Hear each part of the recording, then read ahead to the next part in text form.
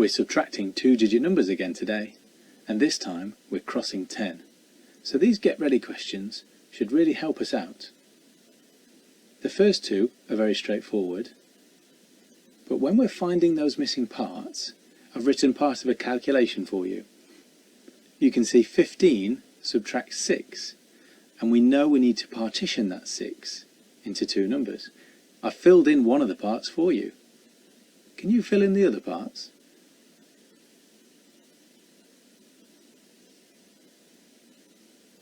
How did you get on with those? Question 1, 3 minus 3 leaves us with 0, and 13 minus 3 leaves us with 1 10 and 0 ones. In our second question, we've got 15 minus 6.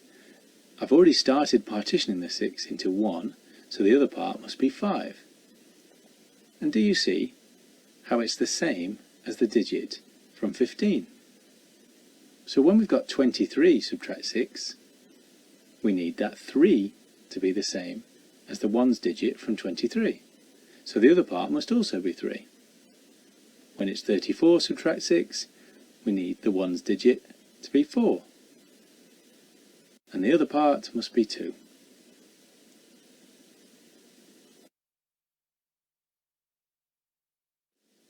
Here we are with our eggs again. 11 eggs to begin with. I'd like to put 2 eggs in the basket. I wonder how many eggs I would have left then.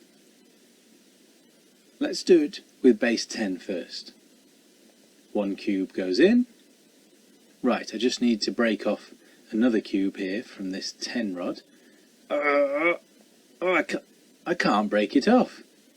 What am I going to do? Ah, yes, of course. 10 ones is equal to 1 10. I can exchange. Here are my 10 ones, and I'm exchanging them for 1 10. Now I can put a second cube in the basket. In it goes, leaving me with 9 cubes. 11 ones minus 2 ones is equal to 9 ones. So 11 eggs minus 2 eggs must leave me with 9 eggs. So what about 42 subtract 14? First of all, let's represent the whole. We need 2 ones and 4 tens. And now we're subtracting 14. We're starting with the ones. I'll take 2 ones. I need 2 more. I can't get them from this 10. I need to exchange. 10 ones are equal to 1 10. Now I've exchanged, I can take 2 more ones, meaning I've subtracted 4 ones altogether. Now I subtract 1 10, and altogether I've subtracted 14. What am I left with? 2 tens and 8 ones. 42 subtract 14 is equal to 28. Here are some calculations. Some of them need an exchange, and some of them do not. Can you group the calculations, showing which ones need an exchange and which ones do not? Pause the video to have a think.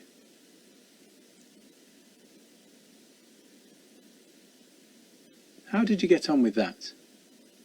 And what was your strategy? Did you have a look at the ones digit? That's really important here, isn't it? We can see in the calculations that do not need an exchange, the ones digit is the same or more in the first number than it is in the second number. We have 35 subtract 5. 5 subtract 5 is the same. Or 49 subtract 15.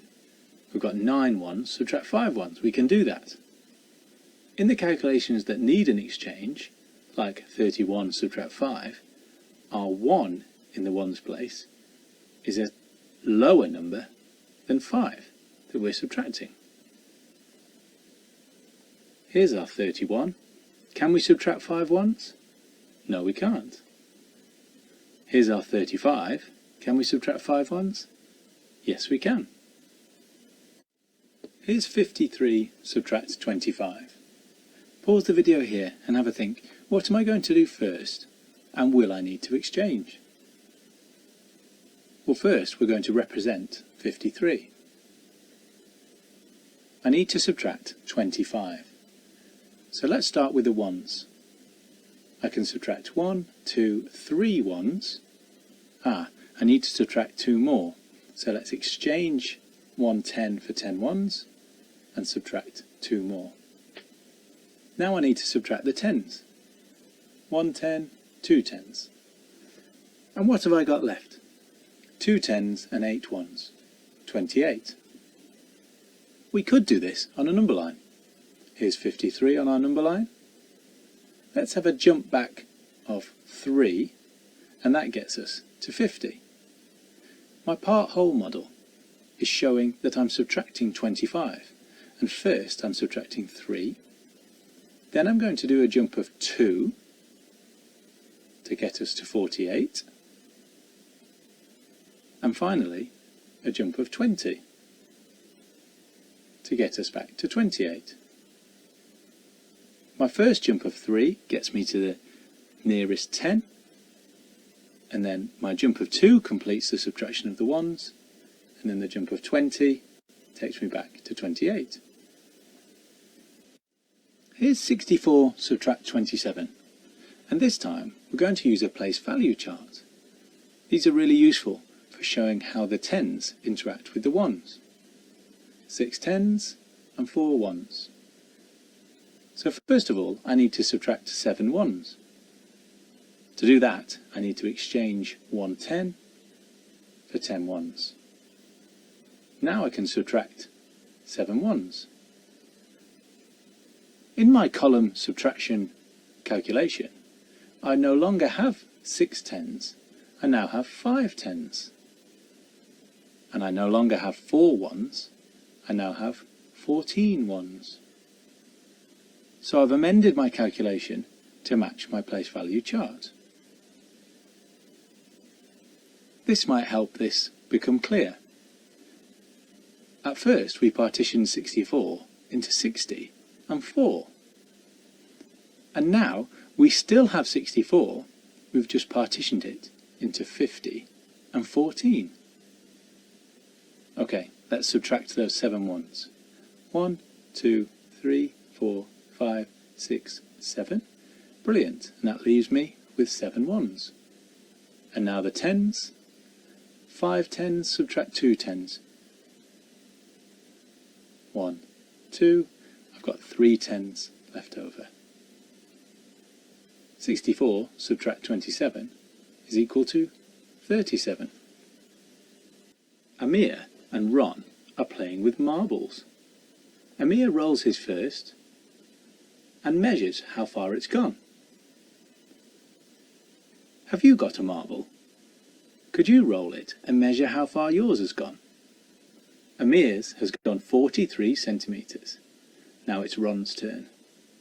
He rolls his. Wow, Ron, what a roll! 82 centimetres. Brilliant. I'd like to know, how many more centimetres did Ron's marble roll than Amir's? I'm going to start off by representing their rolls with a bar.